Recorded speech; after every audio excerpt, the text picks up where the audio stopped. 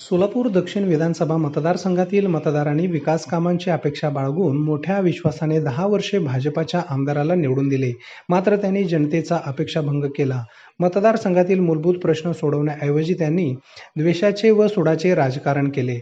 गल्लीपासून दिल्लीपर्यंत भाजपची सत्ता असूनही हा मतदारसंघ विकासापासून वंचित राहिला.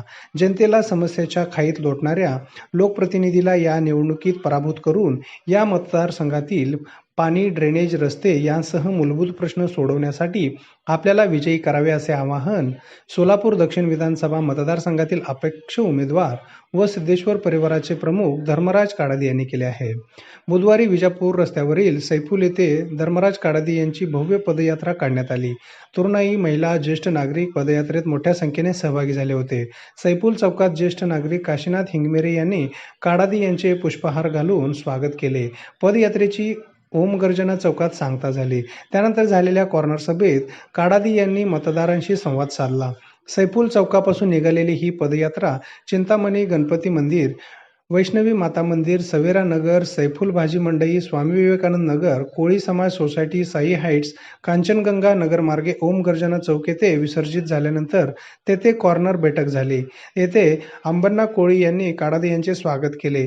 पदयात्रेच्या स्वागतासाठी नागरिकांनी आपल्या घरासमोर सडा समार्जन करून व रांगोळी रेखाटली होती.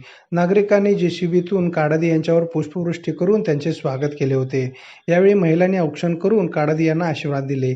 या पदयात्रेत श्रीदीप हसापुरे, शिवानंद होनराव, शिवानंद पाटील, प्रदीप व संदीप पाटील, रावसाहेब हनुमाने, संजीवकुमार कोळी, सिद्धाराम चाकोते यांच्यासह तरुणाई, महिला, ज्येष्ठ नागरिक आदी सहभागी झाले होते.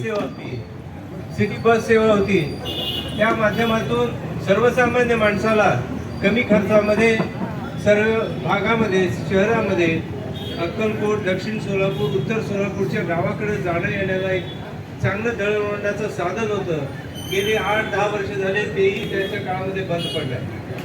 हे ज्या चांगल्या गोष्टी होत्या त्या तर बंद पाडल्या, पण नवीन काही चांगलं केलं नाही. आश्वासनं तर अशी दिली की मोठमोठी आश्वासनं त्या ठिकाणी दिली.